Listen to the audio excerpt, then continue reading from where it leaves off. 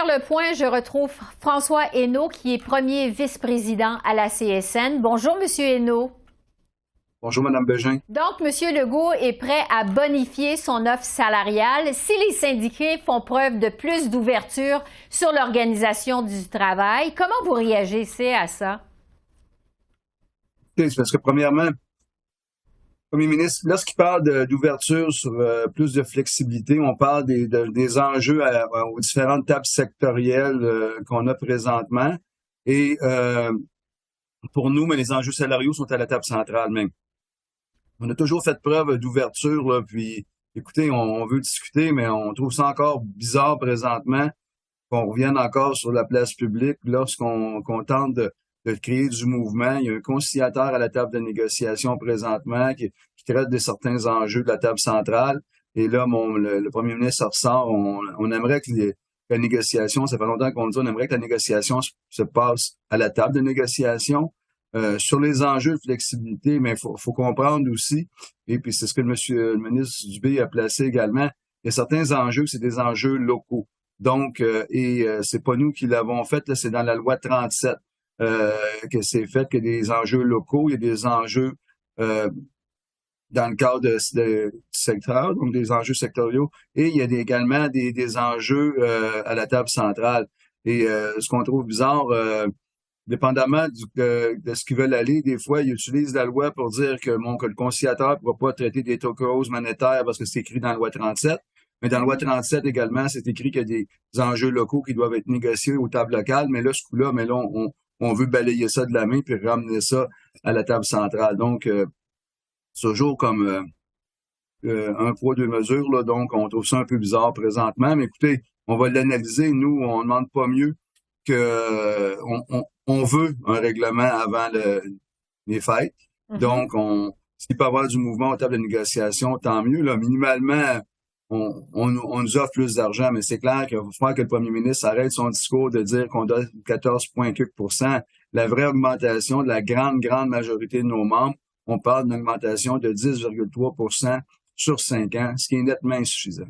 Oui. Est-ce que vous avez une rencontre de prévue pour les négociations, justement?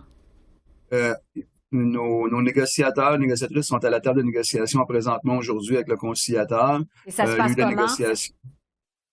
Mais écoutez, le climat est mieux que, je vous dirais, à la blague, on a quasiment fait plus d'avancées, où on a plus discuté sur nos enjeux respectifs depuis 3 jours que dans la dernière année. Donc, c'est bien. Nous, on est contents, je veux dire, c'est le Front commun qui a décidé de demander un conciliateur parce que justement, on voulait essayer de créer du mouvement. Et ce mouvement-là se crée présentement. On n'a rien de réglé, on est loin de la coupe aux lèvres pour rester dans le hockey, là, mais écoutez, je pense que minimalement, de part et d'autre, le conciliateur nous donne un plan de travail, on a des redditions de comptes à rendre et il nous fait faire des travaux pour qu'à chaque journée, lorsqu'on arrive aux tables de négociation, on est prêt au lieu de perdre notre temps. Donc, moi, je pense que on faut rester positif. Il faut quand même, on a beaucoup de travail à faire encore sur nos tables sectorielles. Il y a des enjeux de nature sectorielle qu'il faut régler à nos différentes tables. Et par la suite, je pense que la table centrale sur les salaires, les régimes de retraite, je pense que j'espère que ça devrait débloquer. Oui. C'était vraiment une grosse manifestation aujourd'hui, en fait, une grosse journée de grève, je devrais dire.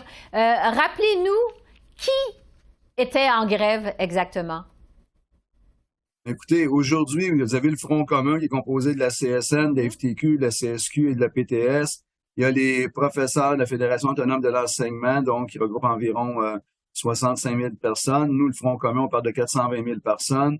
Il y a également la FIC, qui est de plus de environ 90 000 personnes qui sont en grève présentement, donc les infirmières, les infirmiers, et également le SPGQ. Donc, on parle d'environ près de 570 000 personnes en grève aujourd'hui.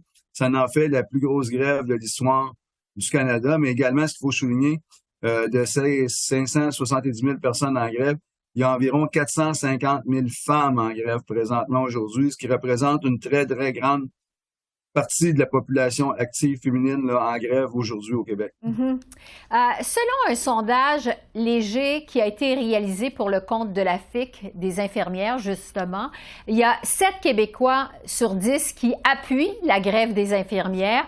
Est-ce que vous pensez que cet appui populaire pourrait fondre au Québec après des fermetures d'écoles, plusieurs jours de fermeture d'écoles et également des chirurgies reportées? Écoutez, il ne faut jamais rien prendre pour acquis, là, mais je pense que la population est derrière nous présentement. La population veut avoir des services publics de qualité.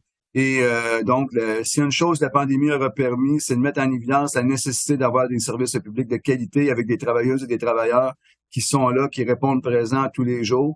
Donc, moi, je pense que la population, on a eu le même sondage. SOM a fait un sondage également hier qui était dans les mêmes proportions. Donc, 2 sondages coup sur coup qui donnent les mêmes résultats. Et ce qu'il faut analyser aussi dans le sondage Chambre qui a paru hier, on avait encore cette proportion-là qui avait 78% des gens qui nous appuyaient, mais il y avait également seulement 12% qui appuyaient le gouvernement de la CAQ dans leur stratégie. Donc c'est pas beaucoup, là. Donc, nous, on pense que la population va continuer à nous appuyer, mais c'est clair qu'il faut négocier, puis il faut travailler pour pas que ces gens-là, là, à un moment donné, on est conscient que les efforts que les citoyens, les citoyennes, les parents font présentement, mais en même temps, il ne faudrait pas nous rendre coupables de toutes les cancellations des opérations présentement. Je vous dirais, c'est pas d'hier qu'il y a des retards dans les opérations, ça fait des années qu'on le décrit. Donc, il faut mettre un coup de barre, il faut avoir des emplois attractifs, puis il faut garder notre monde. Ouais. On sait qu'il y a certains syndicats, comme la FAE, par exemple, qui n'ont pas de fonds d'urgence de grève.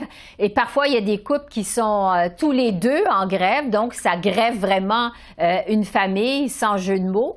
Est-ce que vous pensez que l'aspect financier pourrait avoir un impact sur la motivation des syndiqués qui sont en grève, justement?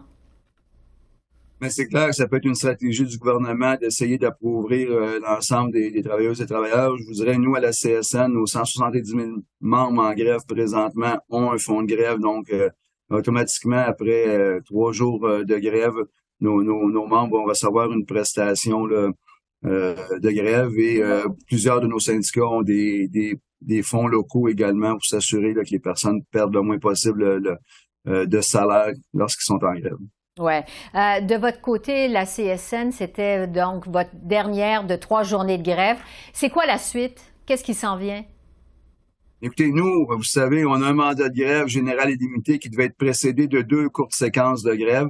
Et on a fait une journée il y a 2 semaines. On vient de faire 3 jours présentement. Donc, les 2 courtes séquences sont appliquées. Donc, à savoir, est-ce qu'on va faire une autre courte séquence de grève ou aller directement à grève générale et limitée? On va analyser ça dans les prochains jours, voir le portrait de nos troupes, voir comment ça bouge aux tables de négociation.